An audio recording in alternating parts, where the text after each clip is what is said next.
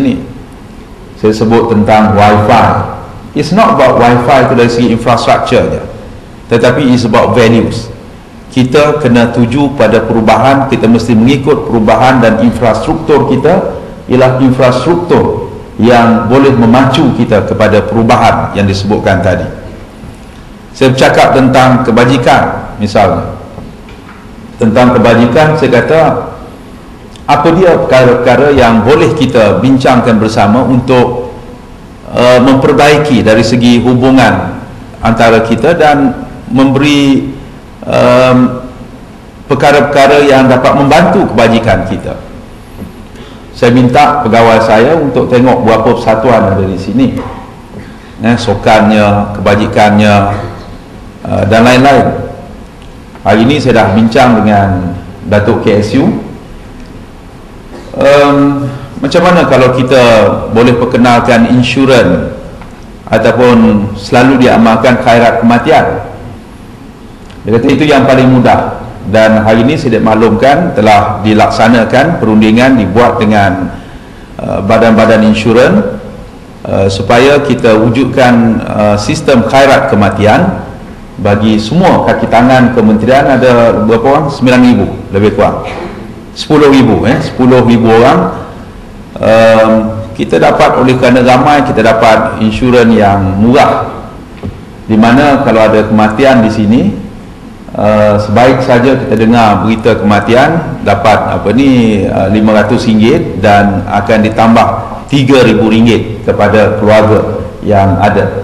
Dan hari ini saya umumkan bahawa insurans khairat kematian itu telah dilaksanakan untuk semua kaki tangan Kementerian Penerangan.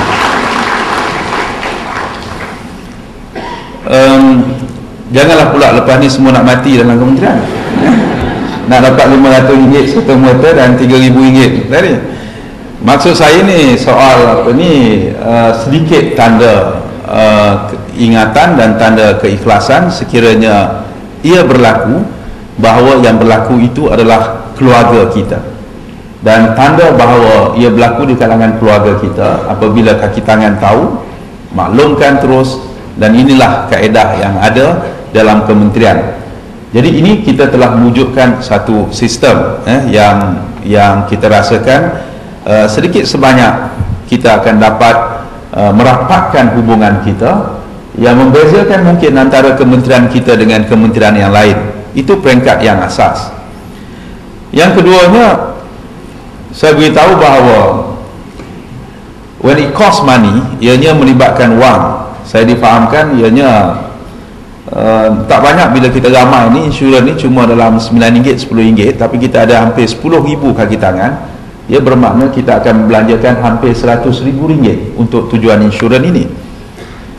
Cuma sedikit saja yang saya minta in return daripada kaki tangan semua sebagai balasan, bukan pada saya tapi pada kementerian, iaitu saya difahamkan Datuk KSU telah menghantar sekular tentang soal langkah berjimat cermat. Kita guna tenaga api elektrik samalah, elektrik, air, bil dan sebagainya. Saya difahamkan menelan belanja ratus ribu bagi seluruh kementerian kita setiap bulan.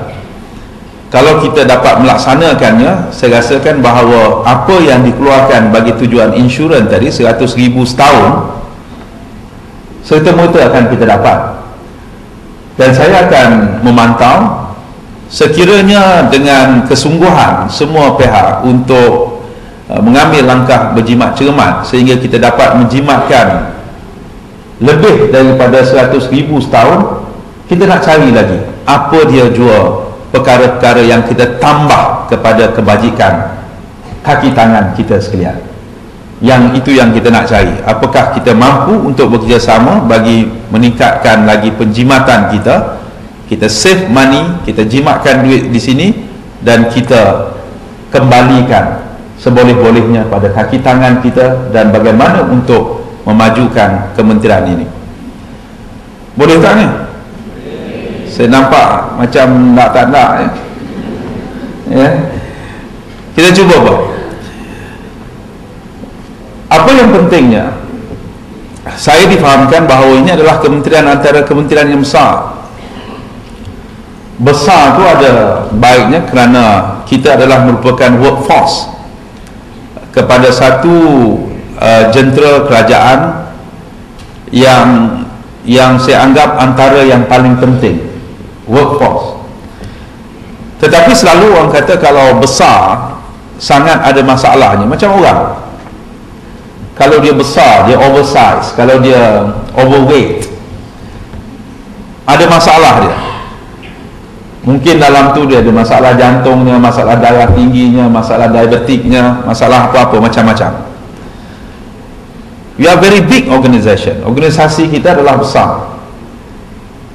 Tapi orang kata bahawa apakah besar ini ialah kerana kalau manusia itu kerana fatnya banyak ataupun muscle-nya banyak.